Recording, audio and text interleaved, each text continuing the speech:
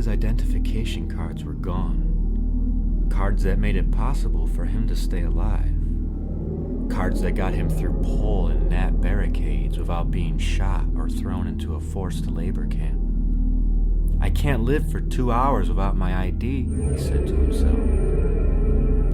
I don't even dare walk out of the lobby of this run-down hotel and onto the public sidewalk.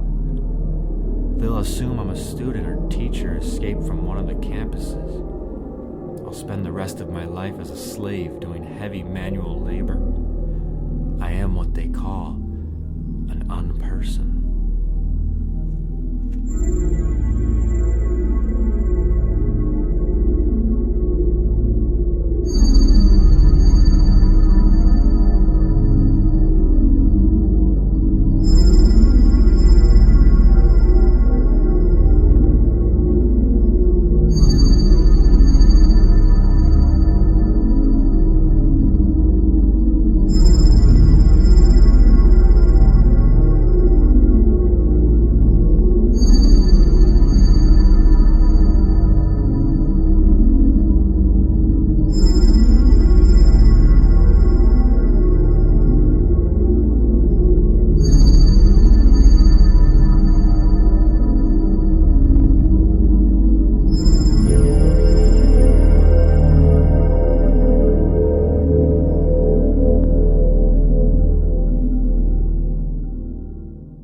Pursuing him like a deaf-footed herbivore, Kathy gasped.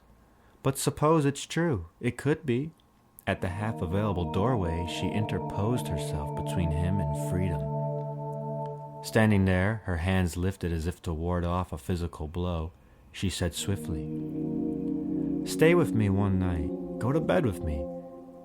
"Okay, that's enough. I promise. Will you do it for just one night?" He thought, something of my abilities, my alleged and well-known properties, have come with me to this strange place I now live in. This place where I do not exist except on forged cards manufactured by a Pole Fink. Eerie, he thought, and he shuddered. Cards with microtransmitters built into them to betray me and everyone with me to the poles. I haven't done very well here. Except, as she says, I've got a lure. Jesus, he thought, and that's all that stands between me and a forced labor camp.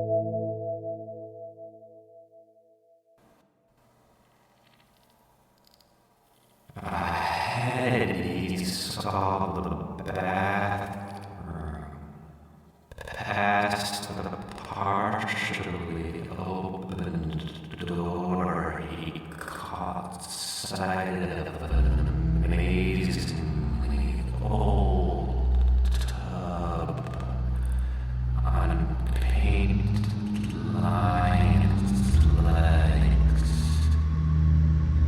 An antique thought, even down to their bathtub.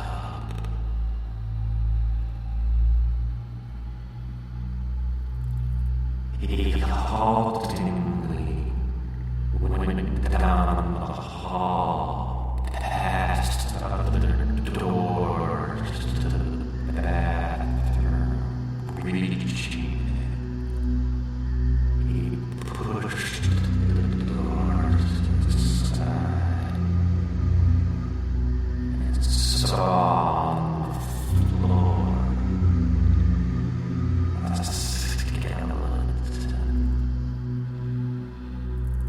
It wore black, shiny pants, leather shirt, chain belt with raw iron buckle.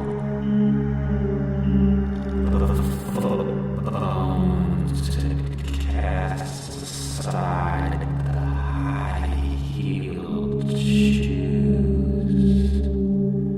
A few tufts of hair clung to the skull, but outside of that, there remained nothing.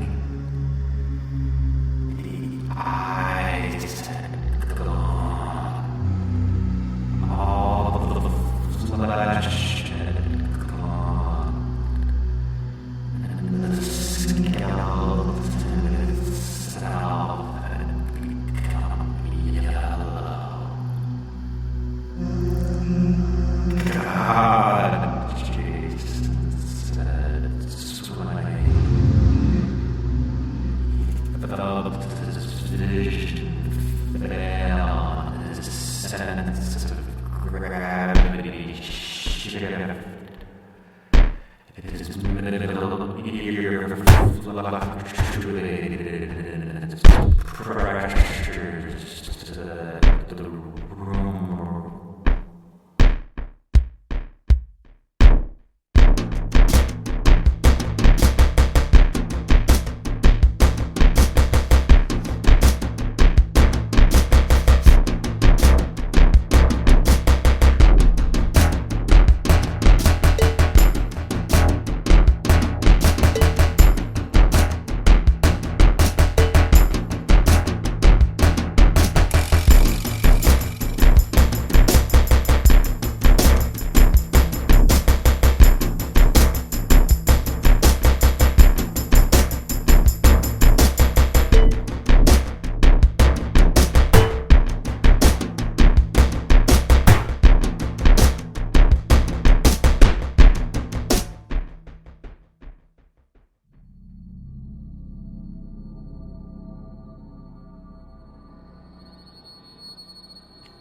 Come down here, Buckman said into the phone.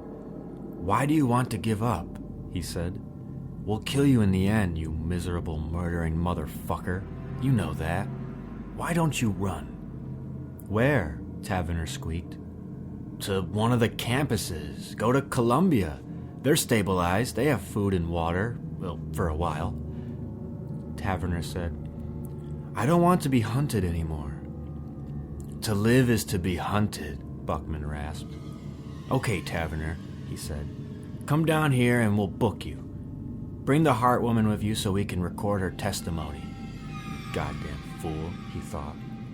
Giving yourself up. Cut your testicles off while you're at it, you stupid bastard. His voice shook. I want to clear myself, Taverner's voice echoed thinly in Buckman's ear. When you show up here, Buckman said, I'll kill you with my own gun. Resisting arrest, you degenerate, or whatever we want to call it. We'll call it what we feel like. Anything. He hung up the phone. He's coming down here to be killed, he said to Herb.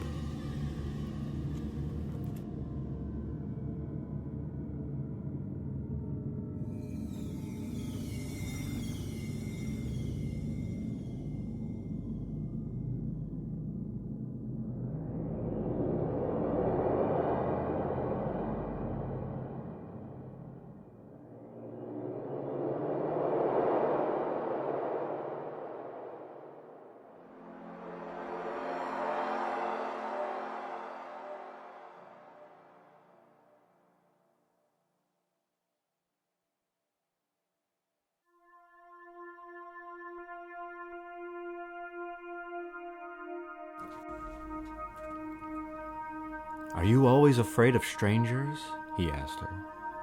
I guess so. Again she nodded. This time she hung her head as if he had admonished her.